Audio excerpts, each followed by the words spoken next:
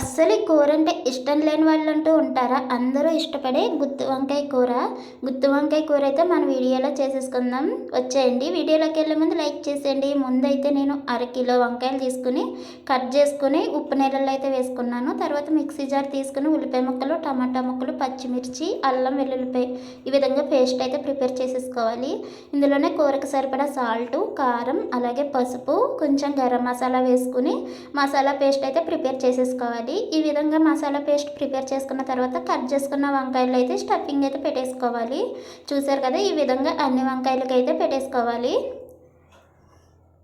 చూడండి, ఈ విధంగా అంతా ప్రిపేర్ అయిపోయిన తర్వాత స్టవ్ వెలిగించుకుని పెనం పెట్టుకుని నూనె అయితే వేసుకోవాలి. గుత్తి వంకాయ కర్రీకి నూనె ఎక్కువే పడుతుందండి, అప్పుడే టేస్ట్ ఉంటుంది. నూనె వేడెక్కిన తర్వాత కరివేపాకు, మనం ముందుగా స్టఫ్ చేసుకున్న వంకాయలు కూడా వేసేసుకుని గరిటె పెట్టి కలపకుండా మూత పెట్టి ఒక 5 నిమిషాలు మగ్గనివ్వాలి. చూడండి, వంకాయలు అయితే బాగా మగ్గిపోయినాయి, నూనె అంతా కూడా పైకి తేలింది.